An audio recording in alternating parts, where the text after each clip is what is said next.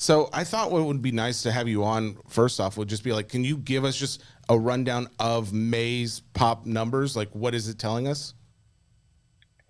Yeah, so at a high level, we've been seeing a couple record months. So March and April were sort of record highs in the hobby as relates to grading um, across the board.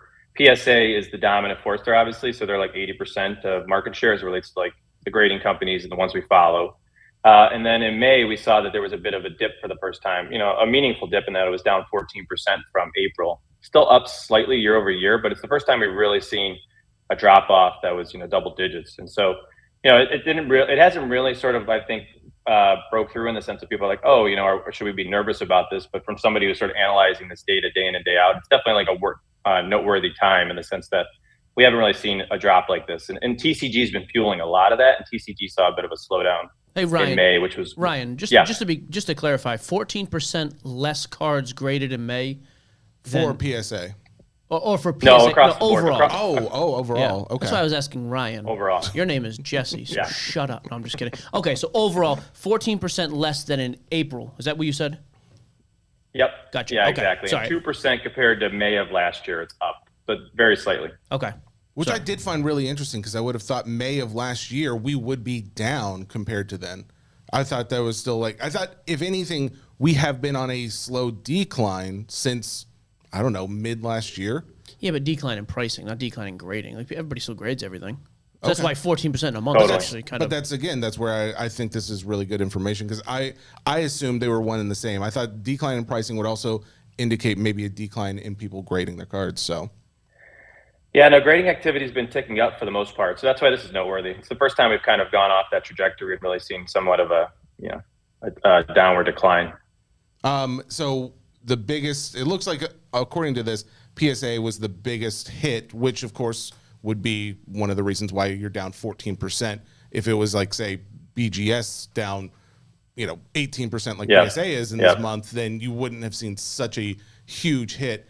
I know that TCG, as you mentioned, has been one of the biggest graded things that people are sending in. How big is that? Like, what percentage does that make up? Yeah, I mean, it's like, on any given month, it's 40%, almost 50% in certain months. Isn't that now, crazy? Which is huge, which is crazy. And that's, 90% when we see TCG, we're basically talking Pokemon cards. Exactly. I mean, it's to simplify it. Does anybody play Pokemon anymore? So I was going to talk about a little Pokemon later, though. But Pokemon, I'm just going to make a couple stats. But it is interesting that this last Pokemon release did not do very well, and therefore you're seeing overall grading numbers go down. And specifically, was it it was TCG that led that decline for the most part?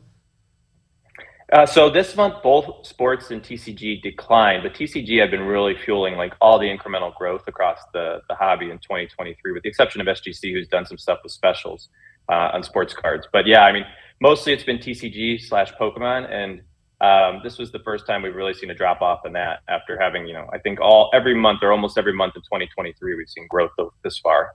This is the first time we've seen a pretty big drop off. Especially in May, too. Like, again, I know it's just one product, but Bowman coming out is like, I would think Bowman, if you had to go across the board for individual wax releases that are graded the most, it's one, two, or it's probably one or two. It's either Bowman or Bowman Draft. When was it that SGC did the special? Point your finger. Was it Topps Chrome that they did the first like $9 special for grading? That's a good question. They did like Top Series 2 last year or Update? They did a Bowman Chrome last year. Bowman Chrome, okay. Okay, they did Draft as well. Did they not do that this year as well? They did Series 1 They did Series 1. That's what it is. I think this was their fourth or fifth. So I think they did Series 1. I want to say that was in March. But they did Bowman in May.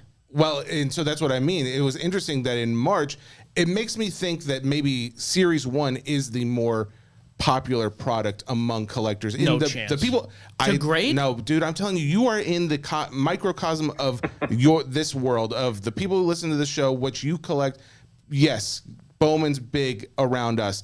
But outside of us, there's a much bigger hobby, a lot more people who don't even know who we are. And I don't think they're as into the prospect game as they are into people who are actually playing the game. But you think therefore they're going after the Series 1 and therefore taking advantage. And that's why March numbers for SGC were so good versus May numbers not being as good. So these people don't prospect. They're not into Bowman, but they're into grading? I don't buy it. How do you not buy that? I don't believe it. Okay. Yeah, I don't think there's any chance in the world more top Series 1 cards are being graded than Bowman. Well, I can give you an I was about to say, maybe someone could help us out here. You know what, Ryan? Hey, Ryan, just stay in your lane. I don't even know what you do. I don't know how to say your last name. I don't know what you're doing here. I don't care for that. No, go ahead, Ryan. I'm here to call bluffs. Yeah. So with SGC, their top Series 1 promotion they graded like 51,000 cards. Wow. 30,000 of those in like their first month. With the Bowman promotion that's out now, they've graded about 16,000 or sort of 15,000 in the first month. So the Topps promotion was about twice as productive as the Bowman promotion thus far. Huh. I think the Topps promotion also did get a little bit more press or a little bit more notoriety. So there's probably part of that. But I do think, there's definitely a good mix. I think Topps might be slightly more popular as it relates to grading, but Bowman is definitely right there, obviously. I'm actually shocked by that. Think about too, like the kids who actually want to get into this, who are collecting the guys they like. The guys they like are guys who are playing. They don't really know any of those. But those kids aren't great. Like that, though, I guess was my thought. Kids like that, like little stupid Timmy we always talk about. He's probably not grading his card, though. I disagree, because my daughter, who knows nothing about any of that. I'm sorry, when you have your child, when little Teddy comes out and you want to ask him about guards and you want to talk about it on the pod, I'm not going to sigh about it. When my daughter, who knows nothing about sports, I make a positive thing and it turns negative. No, my daughter knows nothing about sports, but she knows about grading because I graded a couple of her Pokemon cards. Now that's what every time she finds a new Pokemon, she's like, oh, I want to get that graded. You were right, by the way. It's just the next You're right. The step. numbers are not lying. I'm shocked that many people are grading Series 1. Okay.